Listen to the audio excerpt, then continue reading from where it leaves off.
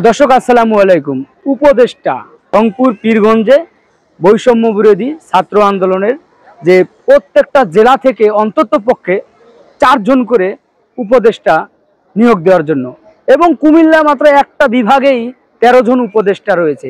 এবং আজকে রংপুর পীরগঞ্জে বৈষম্য বিরোধী ছাত্র আন্দোলন অবরোধ করেছে। তারা বলতেছে আক্তার হোসেনকে তারা সমন্বয়ক হিসাবে দেখতে চায়।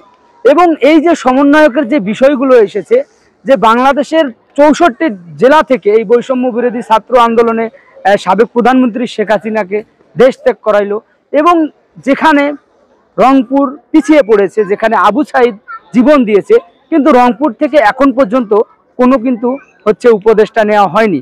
এবং এর ভিতরে অনেক কিছু রয়েছে।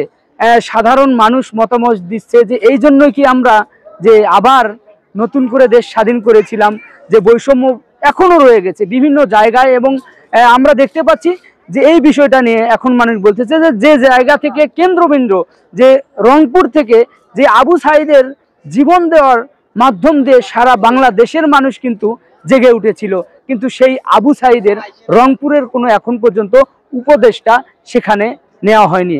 নেওয়া হচ্ছে কাহাকে? যারা রাজনীতি করেনি সেই পদবীর লোকগুলাকে নেওয়া হচ্ছে।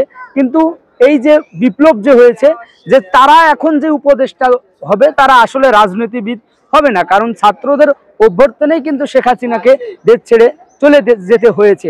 এবং রংপুর যে আজকে আমরা যে দৃশ্যটা দেখলাম, যে পীরগঞ্জের মহাসড়ক অবরোধ করেছে, যে আক্তার ভাইকে সমন্বয়ক হিসেবে দেখতে চাই উত্তরবঙ্গের জেলা থেকে।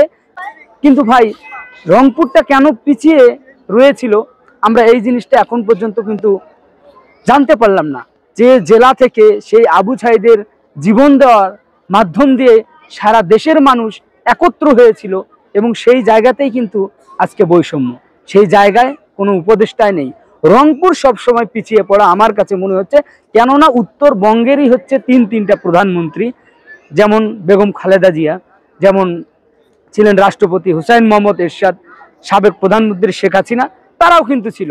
এবং দেখেন গতবারের যে বাজেট, এই যে এইবারের যে বাজেটটা যখন শেখ হাসিনা ক্ষমতায় ছিল, তখন কিন্তু রংপুরের জন্য কোনো বাজেটই রাখেনি। তো ভাই, রংপুর সব সময় পিছিয়ে পড়া দেশ হিসাবে কি থাকবে? এবং রংপুরের বৈষম্য বিরোধী ছাত্র আন্দোলনে যারা রয়েছিল, এবং কারণ দেখেন এখন যে যারা সমন্বয়ক পদে রয়েছে এবং এখানে নতুন করে যাদেরকে নিয়োগ দেওয়া হচ্ছে, তারাও কিন্তু সেই শেখ হাসিনা সরকারের আমলে তাদের দলেরই লোক ছিল অনেক। এগুলো আমরা সামাজিক যোগাযোগ মাধ্যমে দেখতে পাচ্ছি। তো আমরা চাই যে রংপুর থেকে যে আক্তার হোসেনকে উপদেষ্টা হিসাবে চাই আমাদের রংপুর বাসীর, এইটাই দাবি। তো ভালো থাকবেন, অবশ্যই ভিডিওটা শেয়ার করে দিবেন।